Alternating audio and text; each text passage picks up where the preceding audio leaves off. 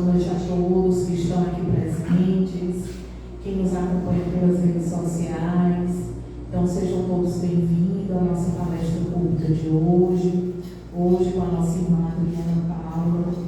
E antes de começar, alguns avisos que a gente faz todo sábado. Primeiro, pedir quem estiver com o celular, por favor, coloque no silencioso, porque o silêncio também é uma prece. Informar a todos que temos venda de lanche, de livros, na recepção desta casa, que nos ajuda na manutenção diária. Também recebemos doações voluntárias para a sustentabilidade das nossas atividades, assim como também é possível se tornar um sócio contribuinte efetivo da nossa casa. Mais informações, a gente procurar lá na recepção. Nossas atividades. A gente tem atividade todas as quartas-feiras, às 19 horas, que é o Evangelho Terapia, e palestras públicas aos sábados, às 18h30.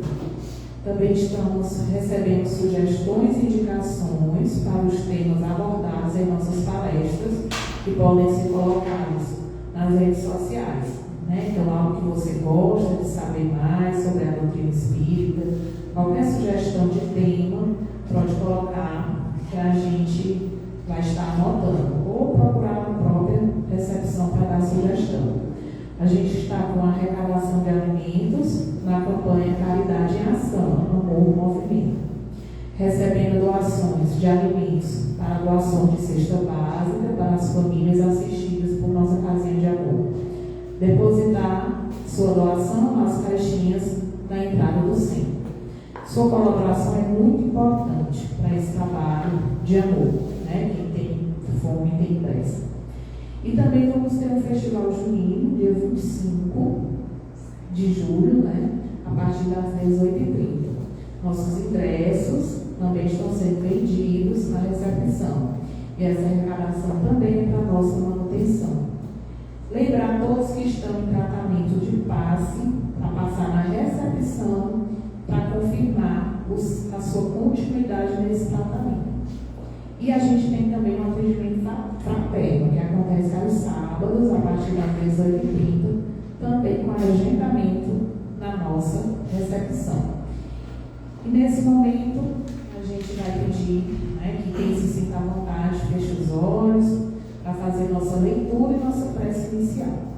Então, nossa leitura hoje do livro Minutos de Sabedoria, de todos, pastor, não se deixe arrastar pela vaidade, aprenda a conhecer-se. Não se julgue indispensável. Quando lhe vier a tentação de julgar-se insubstituível, lembre-se de uma verdade irredutível: só Deus é insubstituível.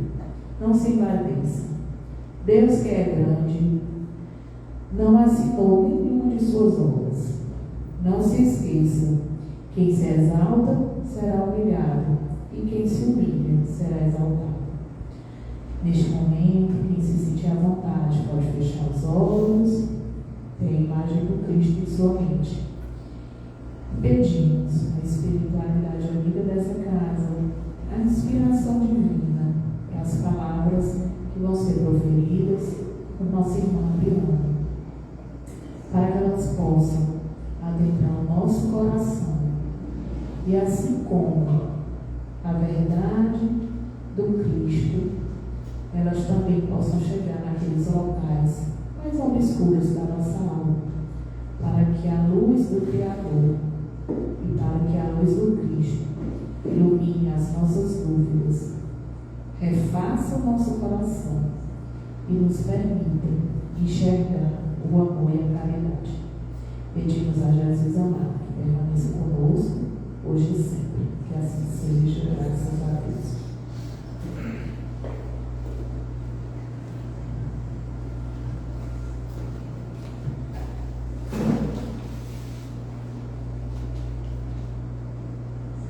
Boa noite. Como estamos todos? Estamos todos bem? Tudo bem. Bom, gente, nós vamos tratar hoje de um tema que para nós espíritas, de um modo geral, é um tema muito importante, porque diz respeito a nós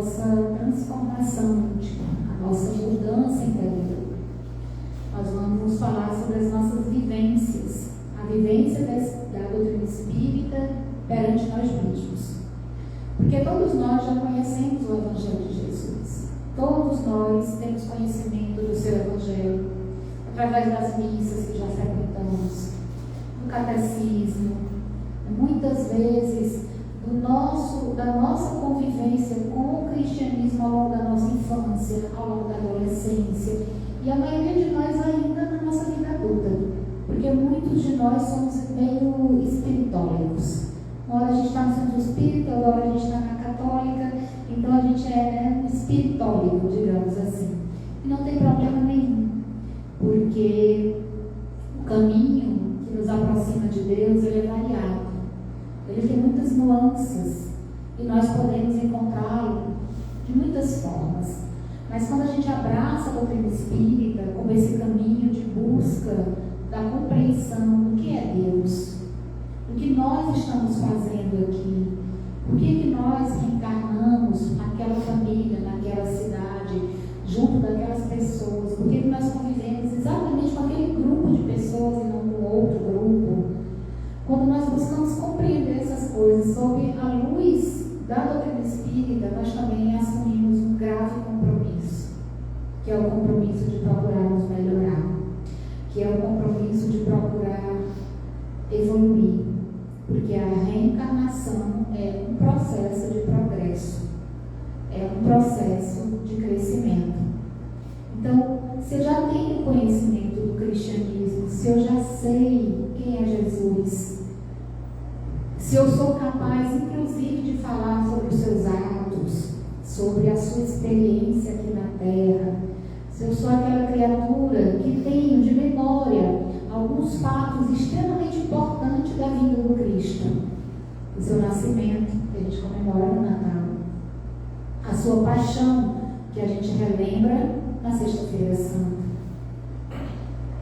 Se nós lembramos de episódios da sua vida que marcaram a nossa caminhada, como a ressurreição, na Sexta-feira Santa, a traição por Pedro, que o negou 3 vezes, a gente lembra de tudo isso, e a gente lembra de outras coisas ainda. A gente lembra da multiplicação dos pães, a gente lembra da pesca milagrosa. Nós lembramos do momento em que ele transformou a água em vinho, e algumas pessoas, inclusive, utilizam isso de forma distorcida. Mas a gente guarda de memória muitas das vivências de Jesus e de personagens ligados ao Cristo: Pedro, Tiago, João, Maria de Magdala, Zaqueu. Nós sabemos dessas narrativas e conhecemos essas histórias. E o que isso tem mudado em nós? O que saber disso tem alterado a minha rota, a minha caminhada, o meu modo de viver? De que forma ter esse conhecimento tem me transformado em uma pessoa melhor, mais serena, menos angustiada, menos ansiosa, menos apegada às coisas materiais, menos egoísta, menos orgulhosa, menos vaidosa, menos maledicente? Porque a gente não vai virar santo da noite para o dia, mas a gente pode ir reduzindo o impacto negativo dessas questões na nossa própria estrada, porque nós aprendemos com o cristianismo e aprendemos com a doutrina espírita que é a cada um segundo as suas obras. Ou, em outras palavras, a gente colhe aquilo que nós semeamos. Então é um processo. A doutrina espírita, ela chega ao mundo com o título de Consolador prometido por Jesus.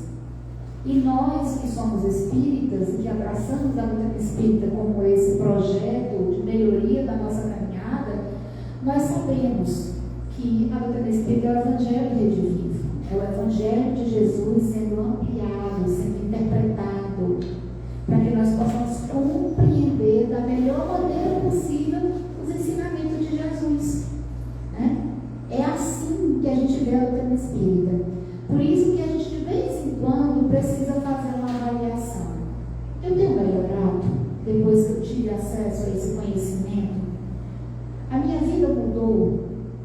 Hoje eu tenho mais consciência sobre quem eu sou, o que eu faço e o que eu quero da minha caminhada?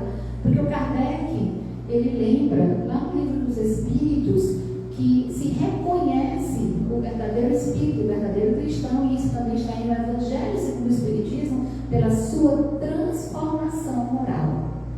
Porque o cristão e o espírita são a mesma coisa. Então se reconhece o verdadeiro espírita pela sua transformação moral. E essa definição que o Kardec traz sobre a nossa mudança, sobre a nossa transformação, ela continua extremamente atual. Por que, gente, que ela é atual? Ela é uma recomendação, digamos assim, dos Espíritos a Kardec, que serve para todas as épocas, mas ela nunca foi tão necessária quanto agora. Por quê? Porque nós vivemos a época que valoriza a aparência e a exposição. A gente nunca viveu um momento na história da humanidade em que as pessoas valorizem tanto a exposição e a aparência. E aí a gente percebe isso nas redes sociais. TikTok, Instagram, né? A gente tem aí um processo imenso de exposição da vida das pessoas, da aparência. E por que é a aparência? Porque normalmente a gente não expõe nas redes sociais quem nós somos de fato. Nós fazemos o script. A gente tem ali um script da nossa vida. A gente só posta os melhores momentos, os melhores capítulos, ou aqueles que são mais interessantes para o nosso próprio ego, para a nossa própria consciência. A gente vai fazendo um recorte, é como se fosse um filme e você fosse tirando dele apenas as melhores cenas e colocando lá na rede social.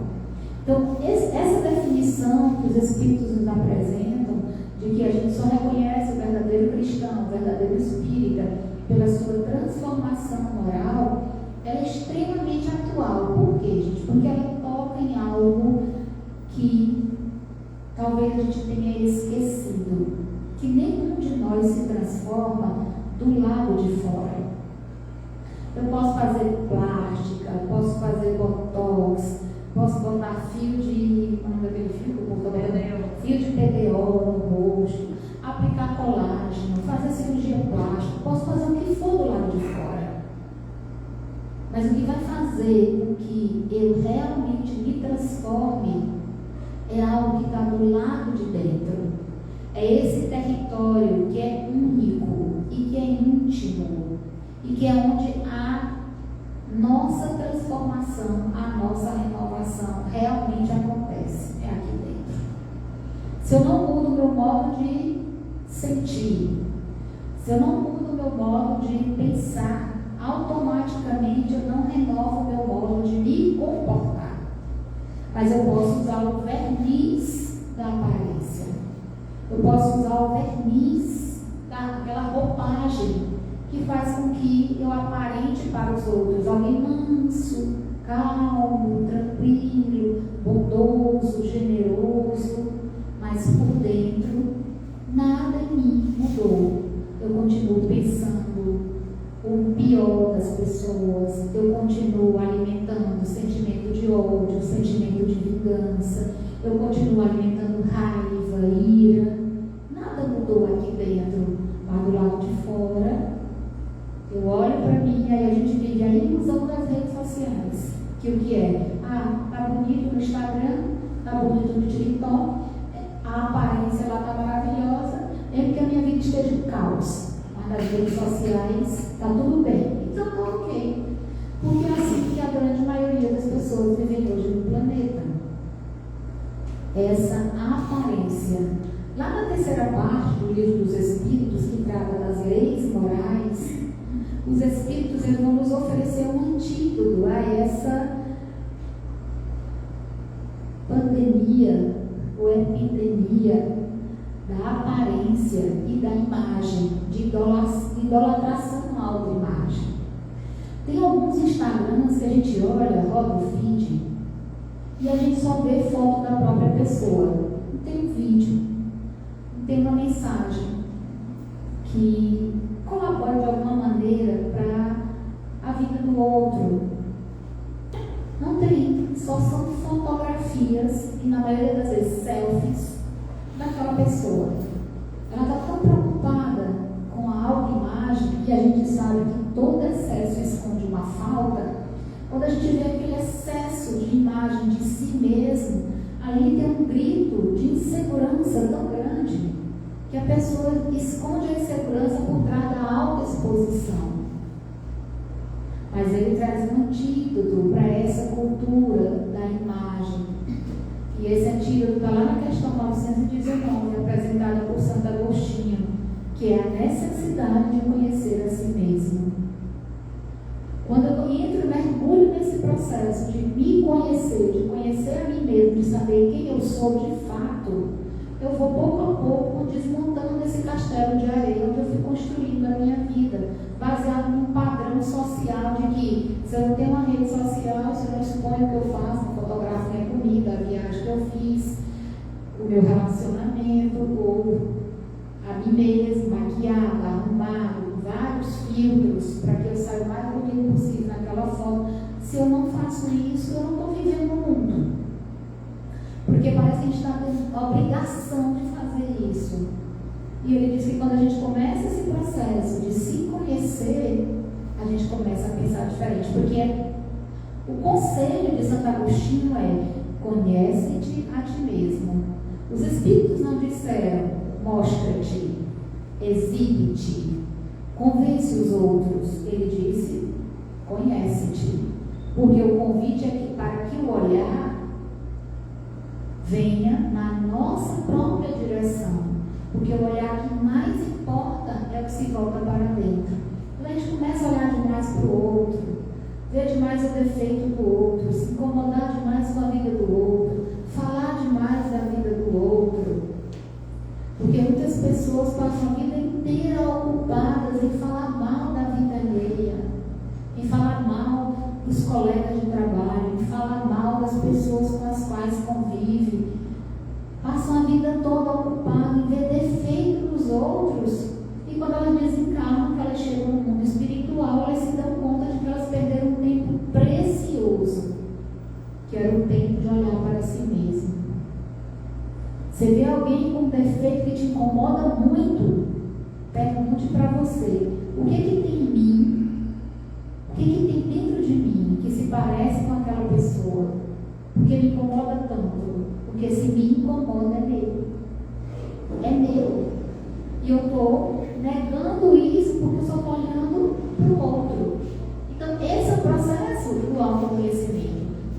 A Joana de Ângeles tem um livro chamado Leis Morais da Vida, que é um livro maravilhoso, que ela vai comentar justamente essa terceira parte do Livro dos Espíritos, que trata lá das leis morais. Nessa obra, ela diz que no mundo que nós vivemos, esse mundo moderno, não há mais tempo de se conhecer. Por quê? As pessoas estão numa palestra com o tempo todo no celular. Elas estão na aula o tempo todo no celular. Elas estão em casa o tempo todo no celular. Elas estão numa roda de amigos, vocês podem observar. Normalmente quando está numa roda de amigos, no restaurante, em algum lugar, jantando, almoçando, fazendo o que for, está cada um no seu celular. Para que as pessoas se encontram? É para conversar, para interagir, mas hoje em dia as pessoas se encontram para comer mecanicamente, porque não sentem nem o gosto da comida, porque estão tão ligadas àquele aparelho celular que não conseguem viver o aqui e o agora. Não conseguem usufruir daquele momento de palestra, usufruir daquela aula, usufruir daquela alimentação, porque nós estamos hiperconectados o tempo todo. E aí, por conta disso, nós também estamos hiper ansiosos. Vivemos constantemente com insônia, a gente bota a culpa em tudo da insônia. A culpa da insônia é o meu estresse no trabalho, a culpa da insônia é o marido, a culpa da insônia é o meu filho que me dá dor de cabeça, a culpa da insônia é o meu chefe, bota a culpa da insônia em tudo. Só não lembra que a gente passou o dia inteiro com o olho pregado na tela do celular. E automaticamente essa luz azul do celular, ela vai reduzindo a nossa capacidade de relaxar e de dormir. fora aqueles que dormem com o celular debaixo do travesseiro. Ah, mas eu preciso acordar, eu preciso do despertador. E ele não pode ficar assim a 5 metros de distância de você para ele tocar de manhã? Ele tem que estar debaixo do seu travesseiro, porque ali tem uma série de questões. Porque além de ele estar debaixo do seu travesseiro, o seu cérebro sabe que ele está embaixo do seu travesseiro, então ele não desliga, ele não desconecta. Ainda tem o problema da irradiação, porque a gente sabe que o celular, naturalmente, aquela bateria, tem ali o processo da irradiação, que pode trazer uma série de sequelas para a nossa vida que a gente nem sequer imagina hoje. Então, a Joana, ela lembra que nós estamos vivendo um século, né, um tempo em que a aparência, a valorização da aparência, que alimenta esse amor próprio no sentido de vaidade, né, esse amor próprio no sentido de egocentrismo, é um período em que nós estamos muito mais preocupados com o que os outros pensam de nós do que com aquilo que nós sabemos sobre nós mesmos. Quantas vezes nós passamos por processos, às vezes até muito dolorosos, processos às vezes muito dolorosos, de chateação, de aborrecimento, de mágoa, processos que nos fazem muitas vezes adoecer psicologicamente, porque alguém comentou algo a nosso respeito, alguém disse alguma coisa sobre nós, fulano fez um comentário sobre a minha vida, Beltrano disse algo aquilo sobre mim. E o que é que você pensa de você? O que é que você pensa de você? O que é que você sabe de você? Porque isso é mais importante do que aquilo que os outros dizem de você, do que aquilo que os outros pensam de você. Isso é muito mais importante. Nós adoecemos porque nós damos muita importância porque o outro pensa, para a aparência, para a imagem que o outro tem da gente. E o que é que eu penso de mim? A pessoa chega, fulano de tal, estava lá em lugar tal, disse isso a seu respeito. Aí eu disse assim, foi bem, foi. E ela disse isso com toda a convicção, ela disse isso, eu disse, pois isso aí é problema dela. Isso aí é uma questão dela, ela tem que resolver esse conflito aí com ela, porque eu sei quem eu sou, eu sei o que é que eu faço. E o que ela pensa a meu respeito não é problema meu, é problema dela. Porque a gente adoece com a doença do outro. E isso é muito perigoso, porque eu não me conheço. Então, quando eu digo uma coisa a meu respeito, aí me magoou, porque eu não me conheço.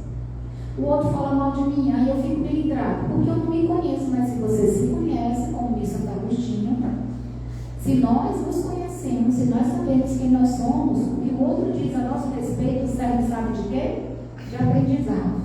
Aprendizado para quê? Para não ser como aquela pessoa, para não ser exatamente como ela, para não sair maldizendo, defamando, sendo maledicente com relação à vida do outro. E a Joana diz que se nós esquecemos de olhar para nós mesmos e só nos olhamos, se só nos enxergamos pelo olhar do outro, nós estamos precisando também de ajuda. Porque se você não consegue se enxergar sem saber quem você é de fato, você só se enxerga pelo olhar do outro, a gente também está doente. A gente também precisa de ajuda. E aí ela lembra que o bem, né, o bem no mundo, ele é muito simples. Ele é muito simples. E ele dispensa a bagagem das aparências. Quando a gente está de bem com a gente mesmo, quando a gente consegue construir essa relação amorosa com quem nós somos, nós não precisamos da aprovação do outro. A gente não precisa de maneira nenhuma, porque ela diz que se eu sei quem eu sou, a bagagem do bem, ela é leve. Agora a bagagem da aparência é pesada demais, gente. É muito pesado. É muito pesado. Todo mundo que me conhece sabe quando eu estou zangada. Não sabe, José? Sabe. Basta olhar no meu rosto. Sabe pelo meu tom de voz. Sabe pelas minhas expressões faciais. Sabe, muitas vezes, pela maneira como eu falo com a pessoa. Todo mundo sabe. Por quê? Porque eu não vou fingir que está tudo bem, que está tudo agradável, que está tudo maravilhoso. Se eu sei que não está. Porque essa também é a Adriana. Mas todo mundo sabe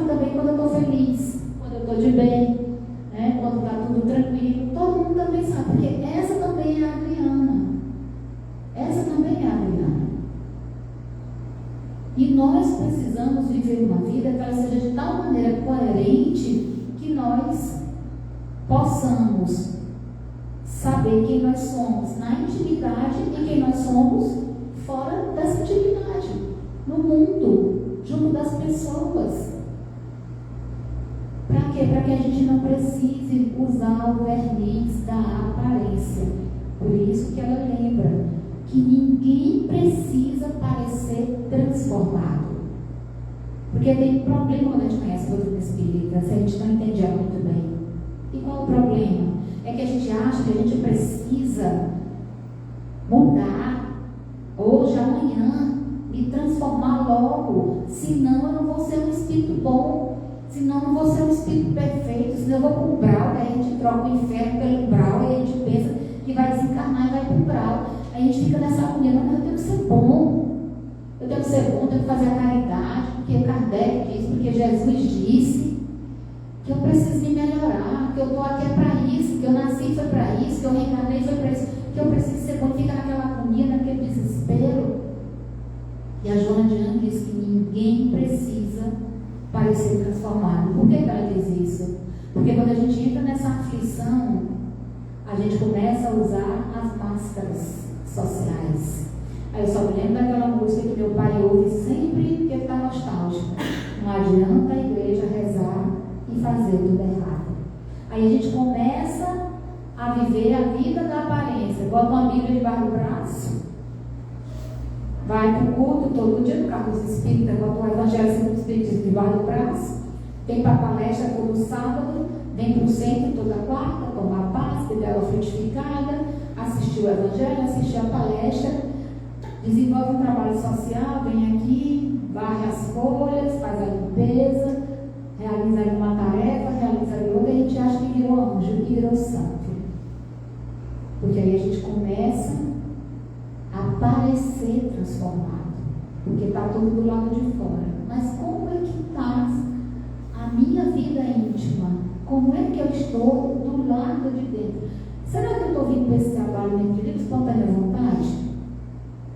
Será que eu estou realmente fazendo o bem, sem nenhum interesse, nem pensando no mundo espiritual? Eu estou fazendo isso aqui porque quando eu desencarnar, pelo menos um pedacinho, mas nosso lar eu vou ter, né? Será que eu não estou fazendo completamente desinteressado? Então a gente precisa lembrar, ele diz, a gente não precisa parecer transformado. O que a gente precisa fazer então, para que a gente consiga viver aquilo que a gente aprendeu? Ela dá a receita, ela diz, é necessário apenas, dia após dia, se transformar aos poucos. Se transformar aos poucos. Eu sou muito intolerante, eu vou tentar controlar a minha intolerância. Eu sei que a minha cara fala, né? Quando eu não gosto de uma coisa, eu posso não dizer, mas a minha cara diz. Então, se a minha cara diz, eu já não abro a boca para falar nada. Eu já evoluí. Porque por enquanto é só minha cara. Antigamente minha cara dizia, minha boca dizia, e eu ainda achava que estava coberta de razão. Não, hoje em dia é só minha cara que diz. Então a gente precisa, dia após dia, como diz aqui a Joana, ir se transformando aos poucos. E isso precisa ser feito, gente, em silêncio.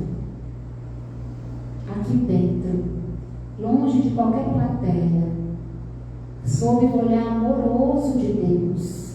É Ele que precisa saber da minha mudança. Pouco me interessa se o outro acha que eu não mudei, que eu não me transformei, que eu sou isso, que eu sou aquilo.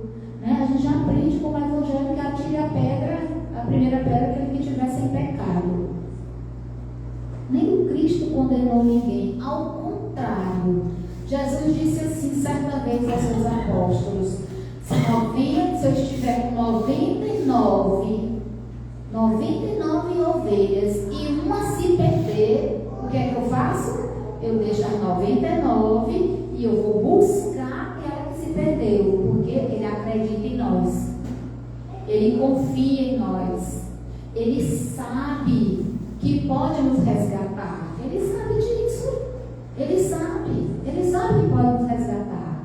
Aí você convive com uma pessoa em determinado tempo, ela viu o seu melhor e o seu pior lado, porque não se engane, todos nós temos o melhor e o pior lado. Todos nós temos. Uma hora a gente está volta, hora entra na face capetinha, mas todos nós temos, e está tudo bem. Está tudo bem, porque a gente está como? Ó, caminhando na direção da nossa melhoria. Mas alguém conviveu com você por um determinado tempo e ela conhece de você o melhor e o pior. E nós já estamos muito melhores hoje do que nós éramos há 100, 200, 300, 400, 500 anos. Então, com certeza, hoje em dia, nós já fazemos mais o bem do que o mal. Isso é certeza absoluta. Nós estamos num processo de regeneração desse planeta. A gente não queima mais um carro na fogueira só para se divertir à noite. Porque há menos de 100 anos era essa a migração no interior do Brasil. Acendia uma fogueira, pegava um carro, jogava dentro da fogueira para ver o carro pegando fogo. A gente já não faz mais isso. Hoje a gente já tem campanha para que não se matem os animais para consumo, porque a gente sabe que o boi vai para o matadouro chorando. As lágrimas vão descendo nos olhos dele. A gente ainda come carne, porque ele não pensa nessas coisas. Se a gente pensasse, não comeria. Não comeria de maneira nenhuma. Nós já melhoramos muito. A gente já não anda armado com uma espada, uma armadura toda de ferro na rua, porque se não saísse assim poderia ser assassinado. A gente tem violência? Tem. A gente ainda tem pessoas que assassinam? Temos. Mas não mais como a gente viveu há 200, 300 anos atrás. Nós já melhoramos muito. Muitos de nós encontramos uma pessoa na rua pedindo comida ou água, às vezes pedindo dinheiro, e a gente não tem um dinheiro, mas você quer uma comida? Você quer um prato de comida? Você quer uma fruta? Muito raro aquelas pessoas que não fazem nada para ajudar o semelhante. Muito raro mesmo nesse mundo que nós vivemos. Saiu uma pesquisa recentemente que nós somos hoje, em pleno século XXI, mais caridosos do que nós éramos há 200 anos atrás. E o perigo é maior hoje, porque a gente sabe que a gente vive num mundo em que muitas pessoas para nós são estranhas e desconhecidas. Era mais fácil ser caridosos na época em que a gente conhecia todo mundo, mas hoje em dia nós somos mais caridosos do que nós éramos há 200 anos atrás.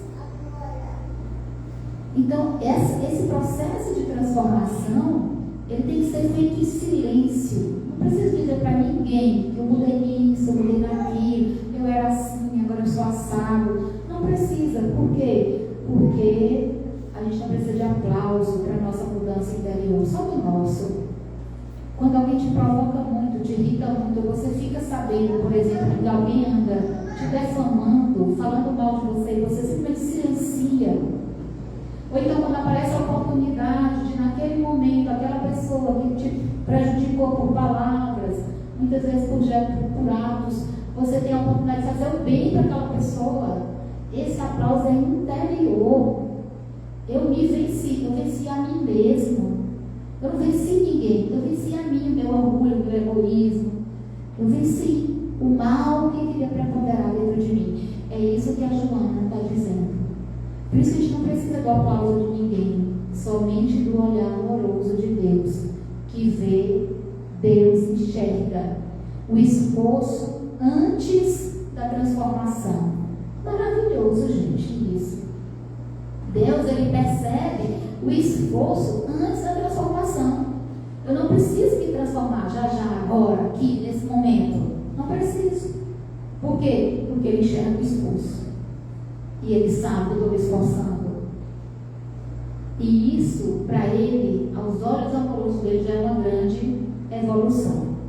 Por isso que quando a gente fala de vivências espíritas ou vivências cristãs diante de nós mesmos, nós estamos falando desse encontro que o cristianismo, que a doutrina espírita possibilita entre esse conhecimento e a nossa própria consciência.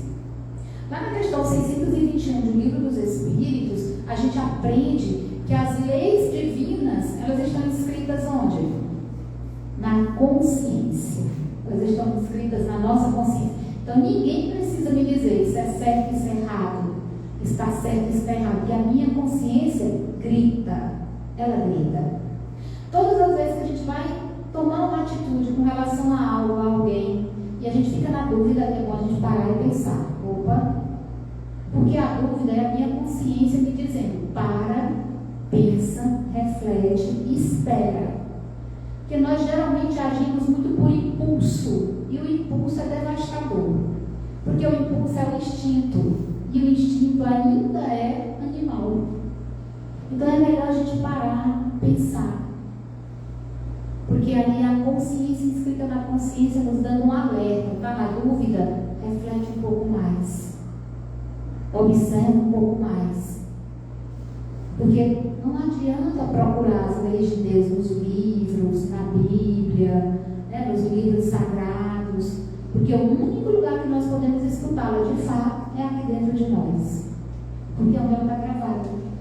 Então, muitas vezes, a gente não se dá conta, né, que a frequência é o centro espírita, que é uma escola, é um abrigo, é um convite fraterno para a nossa transformação, assim como a frequência à igreja, ao templo religioso, não é suficiente para que a gente possa renovar quem nós somos. Não é. Quantas pessoas vocês conhecem, e eu também conheço, talvez nós sejamos essas pessoas, ou já fomos essas pessoas, que vamos à missa, vamos ao culto, vamos a uma palestra, e quando saímos da porta, atravessamos a porta e vamos para casa, chegamos em casa e não mudamos absolutamente nada na nossa conduta. Nada.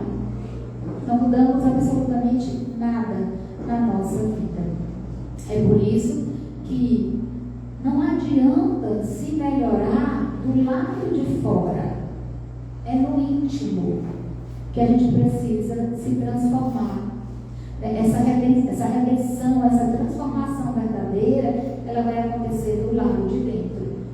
Por essa razão, viver o espiritismo diante de nós mesmos, viver o cristianismo diante de nós mesmos, é manter uma coerência entre o que eu sei e o que eu faço quando ninguém vê.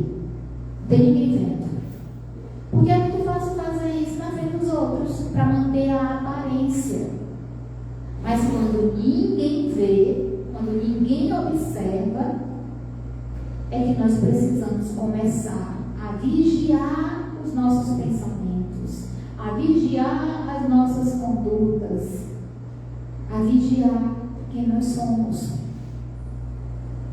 Quantas vezes é necessário a gente engolir aquilo que nos fere? Quantas vezes o perdão que nós concedemos, sem que o outro saiba, é às vezes a solução para aquela dor que eu carrego, para aquela gastrite, para aquela insônia, para aquela ansiedade, para aquela angústia. Eu não preciso que o outro saiba que eu perdoei, não. Basta que eu perdoe honestamente. Quantos de nós adoecemos, que a psicologia chama isso de psicossomática, adoecemos, vivemos com dores musculares, com dores nas nossas articulações, desenvolvemos uma série de doenças, né? Sejam elas ósseas, estruturais, sejam elas doenças de situações mais graves, como doenças cardíacas, como diabetes, pressão arterial, alguns tipos de câncer, que são psicossomáticos. Às vezes por falta de um perdão que eu não dei, aquilo vai, eu vou remoendo, e aquilo vai se transformando em processo de adoecimento no meu espírito, e chega uma hora que eclode para o meu corpo físico. A gente chama isso de psicossomático. Então, às vezes é um perdão que eu não dei. Não precisa que a pessoa saiba que eu perdoei ela, basta que eu perdoe honestamente, basta que eu realmente perdoe. Então, eu preciso me reconhecer imperfeito, porque eu só sou capaz de perdoar o outro quando eu admito para mim mesmo. Por que eu vou condenar o outro se eu também erro? A diferença é que eu erro é diferente de vocês, ou talvez seja tão semelhante. Mas todos nós erramos. Aí eu vou condenar o outro por quê? Então a gente precisa começar a lembrar de que eu sou um ser em construção, mas o outro também é. O outro também é. O outro também está em construção. Então eu preciso começar a manter essa coerência entre o que eu já sei sobre o que é ser cristão, o que é ser espírita, e aquilo que eu faço, especialmente quando ninguém me observa. Me reconhecer imperfeito sem desespero. Ora mais, para que eu desespero? Eu sou um espírito eterno. Eu também não vou me acomodar nisso. Não, sou eterno, então vou deixar para a próxima encarnação, porque isso aqui eu não consigo resolver agora não. Se eu já tenho consciência que é um BO, é porque eu preciso resolver. Porque normalmente os problemas que nós não conseguimos resolver é porque a gente não tem consciência deles. Mas se eu já tenho consciência, eu sou irritado, sou egoísta, eu sou impaciente, eu sou instintiva, ajo por impulso. Eu só lembro do estado do Nordeste, eu não vou contar do Nordeste, mas eu me lembro. Do impulso, porque nós somos impulsivos, né?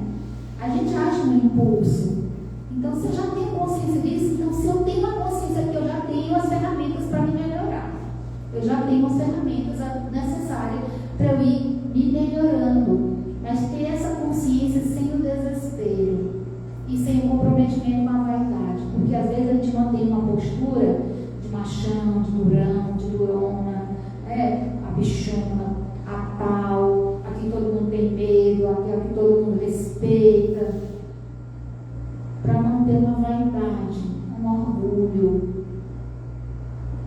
E a gente precisa repensar essas coisas, porque a nossa consciência é esse tribunal íntimo, onde os nossos amigos espirituais falam conosco. É ali, gente. Você não precisa ir para o atendimento espiritual, para o atendimento fraterno, para saber o que cada um de nós precisa melhorar. A gente sabe. Às vezes a gente só não quer fazer. Por comodismo, por preguiça, por falta de coragem, né? E na grande maioria das vezes é por negligência mesmo, porque mudar é difícil. Mudar é difícil. Não é fácil mudar, não é. Porque são hábitos que a gente vai construindo ao longo da vida. Mas é como quem começa a ir para a academia. Vai a primeira semana, volta no caminhar, sai toda aleijada na academia, todo dolorido na primeira semana de atividade. Na segunda semana já fica um pouquinho melhor, na terceira semana, com um mês, você já nem sente mais o efeito do peso.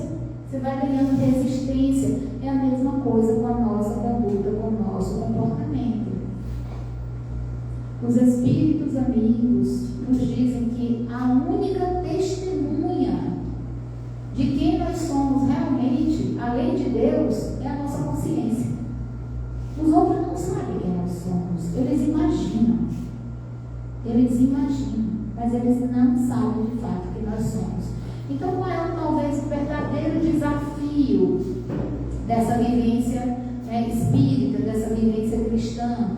Qual é o caminho talvez mais eficaz para promover essa nossa transformação moral? Os Espíritos nos dizem na questão 913 e na questão 917 do Livro dos Espíritos que todos os nossos males nascem do egoísmo e do orgulho. Egoísmo e orgulho são a origem de todos os nossos vícios, de todos os nossos defeitos. Quando a gente diz assim, eu estou muito magoado, muito machucado, muito ferido, estou muito chateado, porque fulano disse isso e não acho justo. É orgulho. É orgulho. Por que ele não pode falar mal de você? Qualquer pessoa pode falar mal de mim, qual o problema? Não tenho nenhum problema com isso. Porque quem está falando mal é quem está fazendo mal. E se ela está fazendo mal, de quem é o problema? É dela, não é meu. Agora, se eu começar a falar mal das pessoas, aí o problema é meu. Porque aí é minha responsabilidade. Mas os outros falarem mal de mim, quem sou eu na fila do pão? Sou ninguém. Pode qualquer pessoa falar mal, não tem problema nenhum. Eu não tenho problema com isso. Por quê? Porque eu é que não devo falar mal de ninguém. Mas na maioria das vezes a gente se aborrece por coisas pequenininhas, porque não são as grandes pedras que nos fazem tropeçar. Uma montanha a gente enxerga de longe. São as pedras pequenas que a gente topa e arranca a unha do dedão do pé. São elas, as pequenininhas, que fazem a gente rolar e cair. São as pedras pequenas. Então a gente precisa lembrar que orgulho, egoísmo, são os nossos grandes males, é o que mais dificulta a nossa transformação, é o que mais dificulta a nossa mudança. Na questão 917, os Espíritos dizem a Allan Kardec que só há um meio de destruir o orgulho e o egoísmo. Só há um caminho.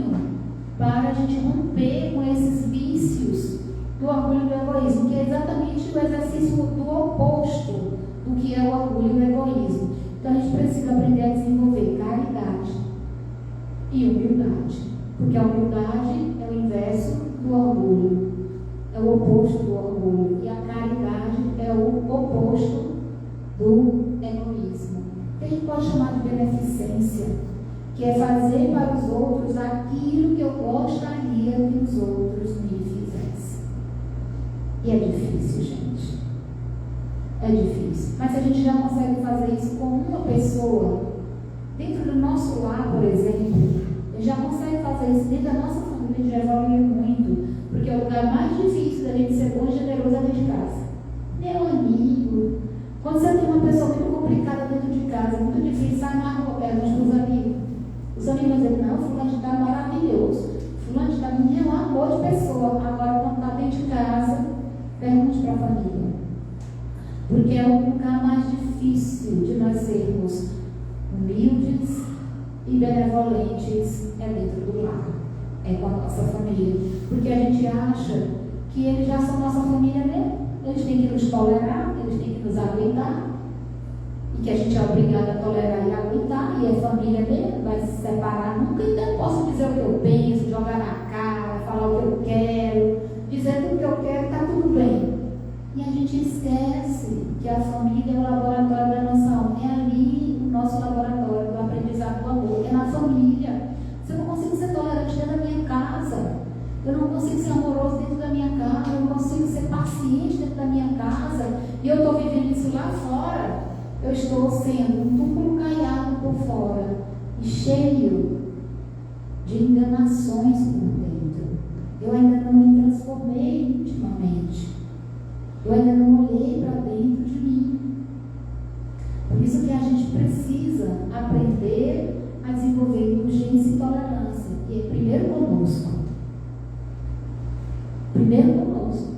Eu sei que eu tenho defeitos, eu sei que eu sou uma pessoa difícil. Porque se eu aceito isso em mim, a minha tendência é aceitar isso nos outros. E a mudança, gente, do lado de fora, ela só ocorre quando a gente modifica as coisas aqui do lado de dentro. Por isso que muitos de nós que estudamos o cristianismo, temos contato com a Igreja Católica desde a infância, sabemos de toda a história do Cristo, sabemos também de toda a história da doutrina espírita. Muitos de nós estudamos o espiritismo, ouvimos palestras, tem gente que adora a Maíse, aí anda com as palestras da Maíse, já todo ligado dentro de casa ou no carro. Tem um conhecimento há anos, mas tem muita dificuldade de mudar certos comportamentos. Por que é tão difícil viver? Por que é tão difícil exemplificar? Por quê?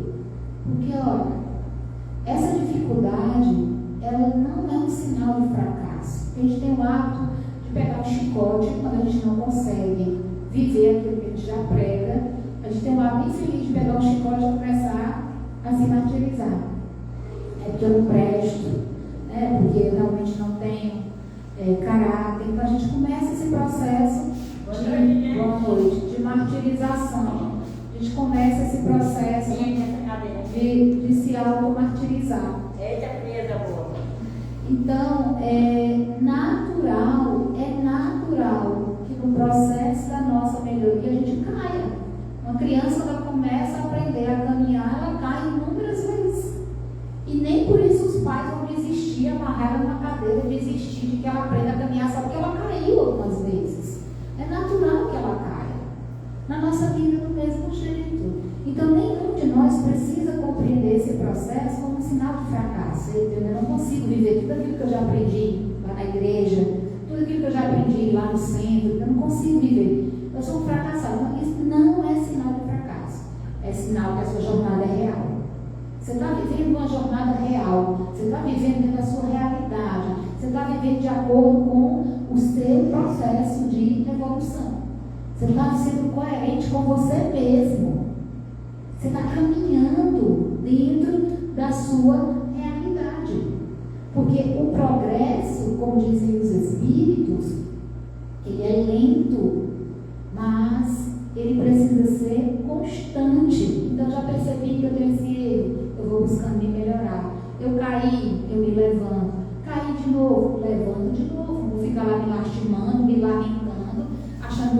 fracassado do mundo. Eu convivi durante um ano com os meninos do Monte Tabor, aqui em Piripiri. Eu ouvi inúmeras histórias. E claro que seria antiético dizer qualquer nome, né, de qualquer um deles. Mas as histórias a gente conta, as pessoas a gente preserva. E eu ouvi inúmeras histórias de pessoas que estavam passando por lá pela terceira vez, pela quarta vez, e se culpando, se martirizando, se maldizendo. E eu olhava nos olhos dele e dizia assim: você está aqui pela quarta vez? Aí a pessoa dizia: estou, professora. Pois você é um vencedor. É um vencedor. Porque ter consciência de que você caiu e que você precisa de ajuda de novo não é para todo mundo. Ele nunca ouvi isso, professora.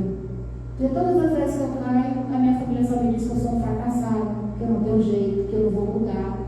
Nunca ouvi ninguém me dizer que eu sou um herói, que eu sou um vencedor. Porque você é um herói, você é um vencedor. Porque é somente quem tem consciência e o desejo real da mudança que tem coragem de cair e dizer: eu preciso de ajuda de novo. E ir buscar ajuda. E de verdade buscar ajuda.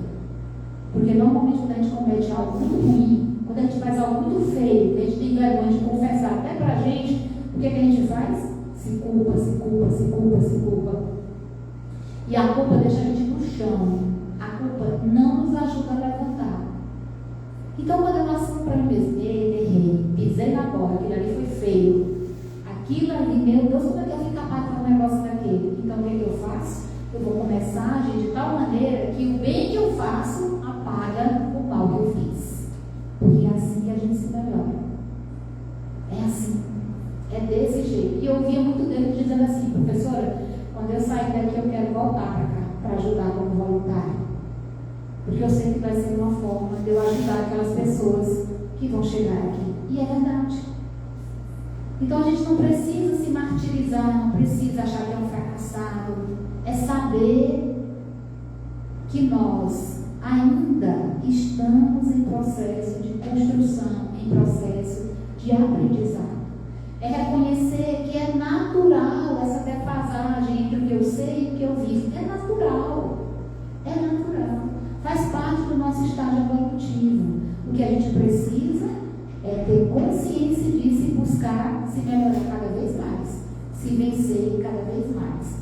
Por isso que ninguém se desespera pela lentidão do próprio progresso. Eu tenho uma amiga que ela diz assim: olha, já queria morrer logo, desencarnar, já voltar para cá só no mundo feliz, regenerado, se esse bando de espírito atormentado que vive atrasando o meu progresso. Aí eu olho para a cara dela e digo assim: sim, alecrim dourado.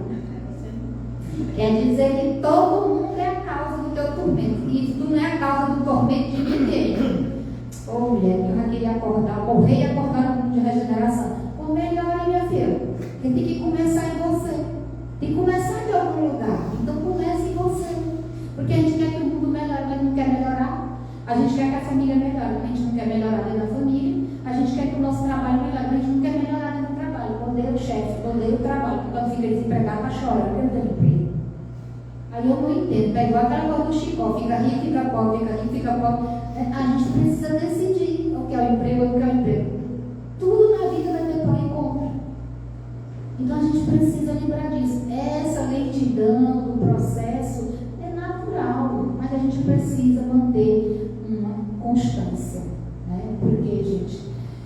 Porque é claro que existem dentro de nós sentimentos contraditórios. Uma pessoa nos magoa, é natural ficar chateada. Raiva é uma emoção natural. O que não é natural é a gente alimentar raiva durante 30 anos. Você namorava com uma pessoa, aí no dia do namorado, ela esqueceu que era dia do namorado e não te deu um presente. 30 anos depois, casado, com filho, com avô, com neto, chega o dia do namorado, e os filhos, né, vai me trocar o presente de fulano de tal. Se tu pensa que eu esqueci aquele dia do namorado, que a gente namorava, que tu se esqueceu, que não me deu um presente. Nunca esqueci na vida. Não me separava. Como é que 30 anos depois tu hoje lembra que quando vocês namoravam, esqueceu de não namorar? Ainda joga na cara da outra pessoa. Um dia eu estava lá em casa, lá. Eu estava lá em casa conversando com eles, meu pai, minha mãe, brincando e tudo, e meus pais estavam muito jovens. Minha mãe tinha 16 anos, meu pai só tinha 19. Eu sou a primeira filha, então eu sei de quase todas as histórias da vida dele. E aí a gente conversando, e aí a minha tia falando do meu tio, dizendo que meu tio era muito tranquilo, nunca tinha aprontado nada, nunca soube dele de história com mulher. Aí o meu pai disse assim, a Francisca também nunca soube não. Como é que tu pensa que eu esqueci? Quando Beth nasceu, eu de resto a menina, ela começou a derrubar um rosário de lamentação, falando do meu pai. E ele ficou caladinho, murchinho, né? Porque ele se cala na mesma hora. Disse cobras e lagartos com ele. Quando eles terminaram, a minha mãe disse assim: o que é que tu acha, minha filha? Não é muito sem vergonha? Eu disse: mãe, o Betinho tem quantos anos dele?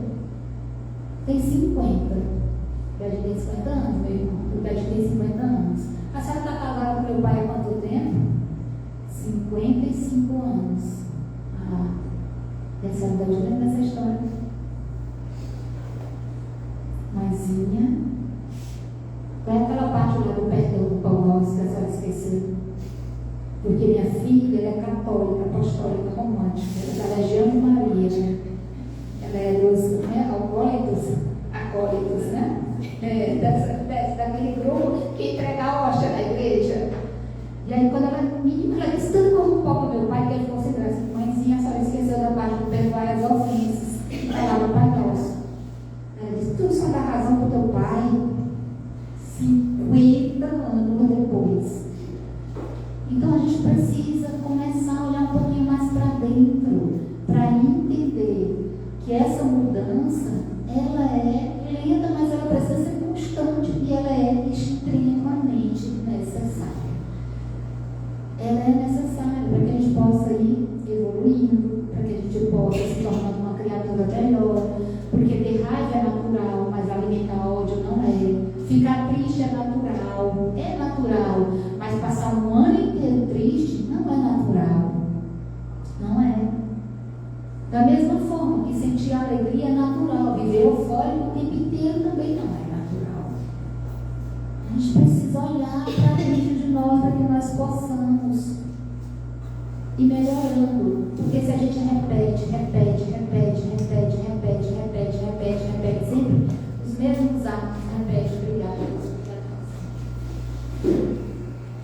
repete os mesmos comportamentos o tempo inteiro, a repetição não é uma condenação.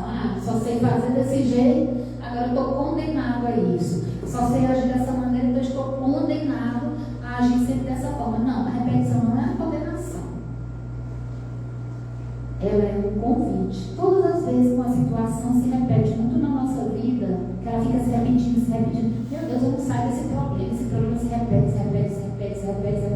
Toda vez que essa repetição chega, ela é um convite para que nós possamos pensar: o que é que eu tenho que mudar aqui?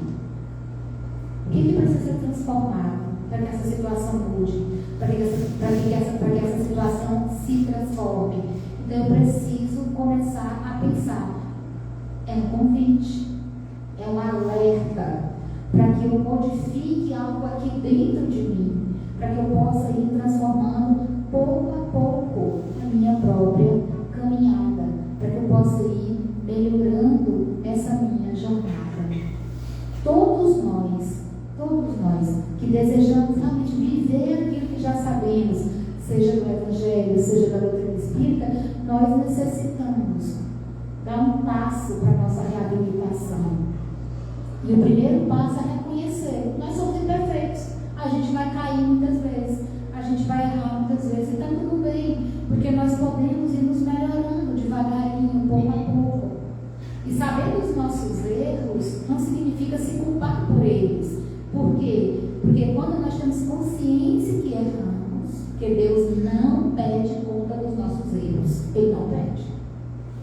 Ele não pede conta dos nossos erros. Ele não vai pedir conta do que nós fomos. O que Ele pede todos os dias para nós é colaboração naquilo que nós podemos nos tornar. O que é que eu posso me tornar daqui para frente? É isso que Ele quer. A culpa que vira serviço prol da sua comunidade, da sua família, dos seus amigos, ou em serviço em prol de você mesmo. A culpa que vira serviço no bem cumpriu sua missão. Cumpriu. Ela te transformou em alguém melhor. Ela te transformou em alguém que faz o melhor por você e pelos outros. Porque nós todos somos crianças espirituais ainda caminhando. E a gente ainda vai cair muitas vezes.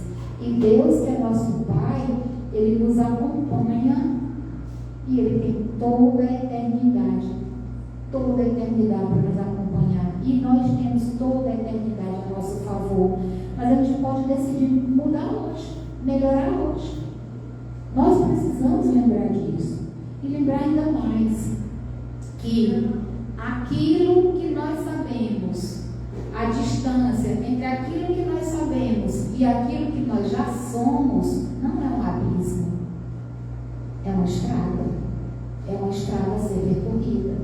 Porque muitas vezes a gente vê como se fosse um abismo. Eu sei de tudo isso, mas eu só consigo ser isso. E a gente acha que há um abismo muito grande entre o que eu sei e o que eu sou. Mas não é um abismo, é uma estrada, é uma jornada. E todos nós estamos caminhando na direção do amor infinito de Deus. Todos nós. Por isso, nós precisamos de um ritmo para a nossa vida. Precisamos de um ritmo para a nossa transformação. Eu vou tentar melhorar isso esse ano. Eu vou tentar melhorar isso com a minha família a partir de agora. Eu preciso dar um ritmo para essa minha mudança. E esse ritmo, essa travessia, ela necessita de autoexame de quem nós somos, com honestidade, de uma avaliação, mas de uma avaliação com ternura por nós mesmos e pelos outros. Quem adota esse ritmo descobre com o tempo que a reforma íntima, que essa mudança interior, que essa transformação íntima, ela não é uma tarefa pesada, dolorosa. Na realidade, essa mudança interior, essa reforma íntima, ela é uma conversa diária com a própria alma. É uma conversa diária com o próprio Espírito. E a gente precisa lembrar, em todas as horas, em todos os momentos, que essas conversas que nós temos conosco, que essas conversas que nós precisamos ter diariamente com a gente, dessas conversas, Deus jamais se ausenta. Muito obrigada pela atenção de vocês.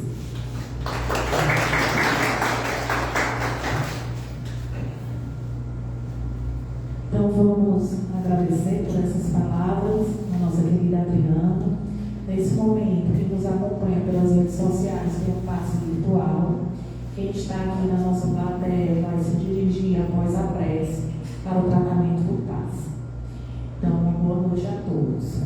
Quem se sentir à vontade, pode fechar os olhos, respirar lenta e profundamente e agradecer a nosso Senhor Jesus Cristo, a Maria de Nazaré, por todas as bênçãos derramadas sobre nós nessa noite de sábado.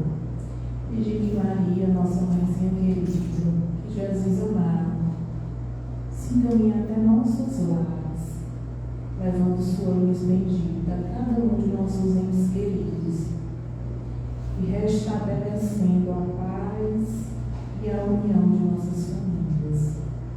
Pedimos também, de coração agradecido, que Jesus permaneça conosco ao longo dessa semana, hoje e sempre, que assim seja.